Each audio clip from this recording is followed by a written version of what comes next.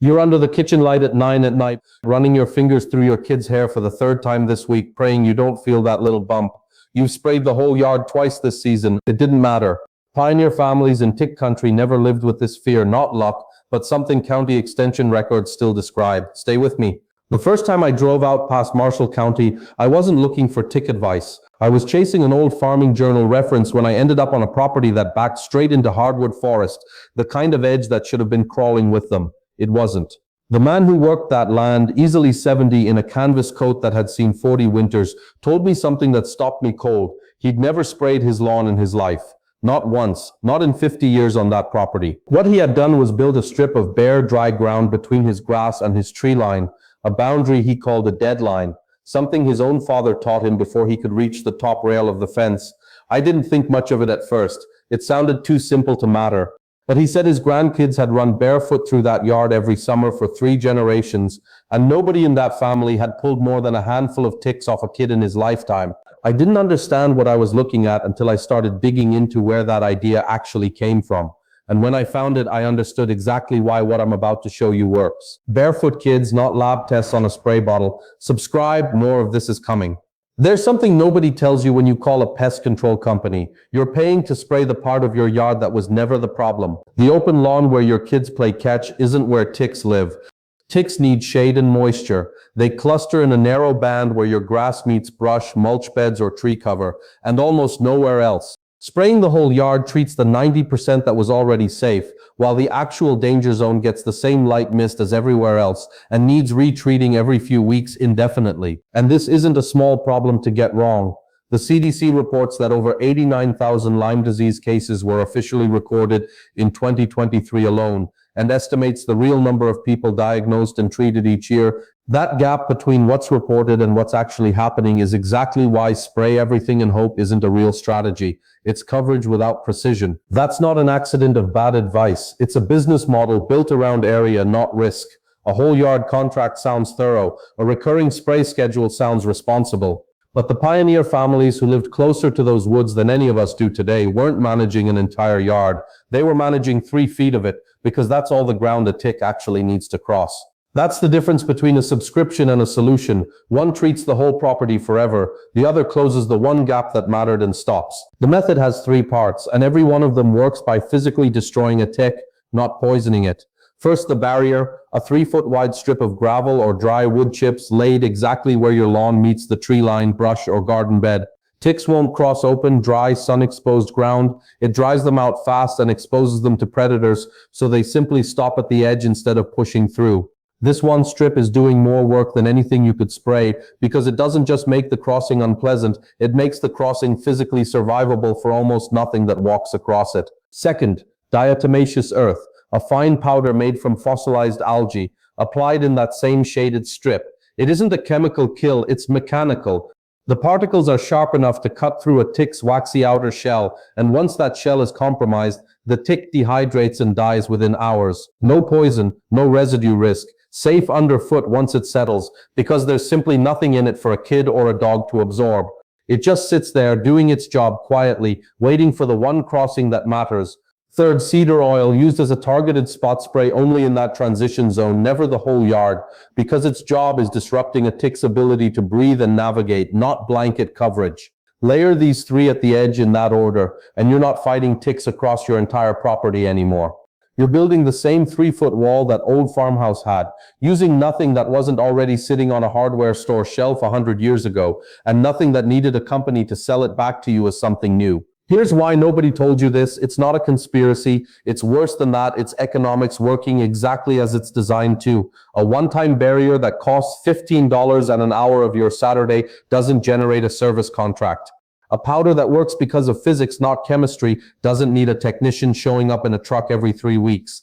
The recurring spray industry isn't lying to you about ticks being dangerous. They're just selling you the version of the solution that requires them to come back again and again for something that only needed fixing once, season after season, year after year, for as long as you keep paying. Think about what actually gets marketed to you. It's never, here's a permanent fix, good luck. It's always, sign up, we'll be back in 3 weeks. That's not because the barrier doesn't work. It's because a barrier that works doesn't need a follow-up visit, and a business built on follow-up visits has no reason to bring it up first. A conspiracy you can fight because someone made a decision to hide something on purpose. A system like this is harder to fight because nobody decided anything, it just feels like the way things are. Of course you need a service, of course it's ongoing, of course it costs what it costs, every season forever. Nobody sat in a room and voted to keep the 3-foot barrier idea from homeowners. It simply wasn't profitable enough for anyone to mention, and once nobody mentions something for long enough, it starts to feel like it never existed at all. This is exactly how to do it this weekend. Walk your property line where lawn meets woods, brush, or a garden bed. That's your target zone, not the rest of your yard. Measure a 3-foot wide strip along that entire edge. Clear it down to bare soil, pulling any grass or weeds growing through so the barrier has nothing bridging it for ticks to climb across.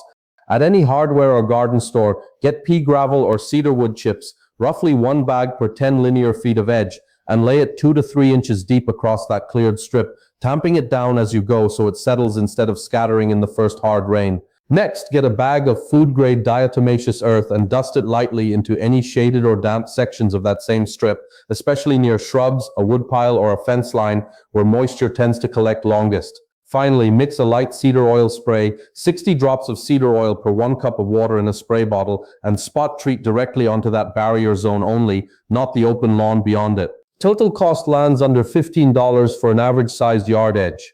Total time under an hour, even doing it alone on a Saturday morning. Week 1, you'll notice fewer ticks showing up near the house. Week 2, checks after outdoor play come up mostly clean. By week 3, the barrier zone is visibly holding the line even after rain washes through it.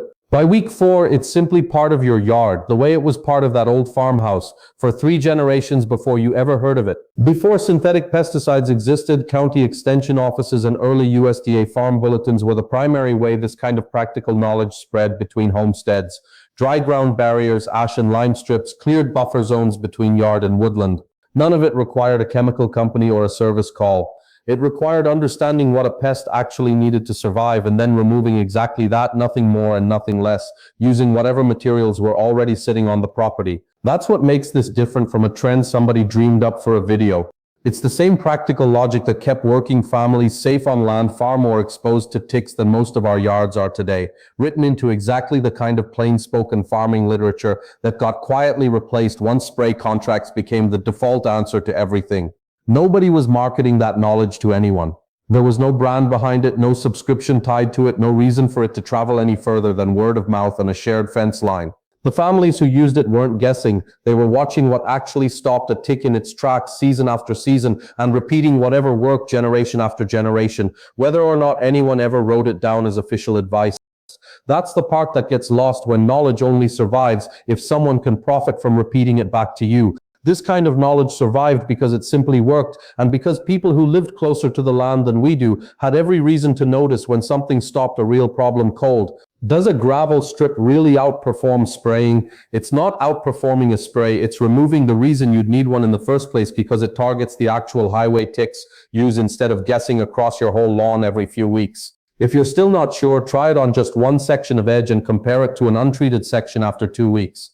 The difference shows up fast and you won't need anyone to tell you which side worked. My yard backs onto solid forest, not just a strip of trees. Then your barrier matters even more than most. Widen it to 4 or 5 feet in your heaviest sections, since that's genuinely your highest traffic zone for ticks moving toward your lawn.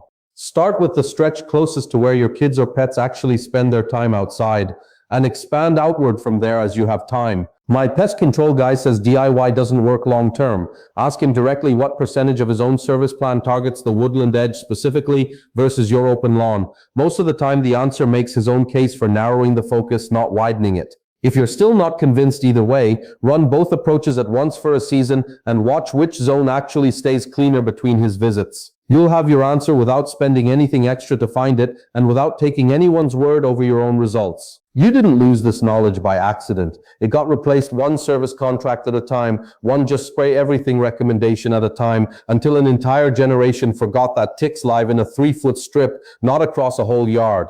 There's a group of people, a lot of them our age, who are done paying recurring bills for problems that a bag of gravel and an hour on a Saturday can solve for good without a truck showing up on the same date every 3 weeks for the rest of their lives. This isn't about distrusting every service or every professional. It's about understanding your own property well enough to know when you're paying for coverage you never needed. A 3-foot line laid once and maintained twice a year does more real work than a whole yard treated on a schedule built around a billing cycle instead of where ticks actually live. If knowledge like this is worth keeping around, subscribing keeps it coming.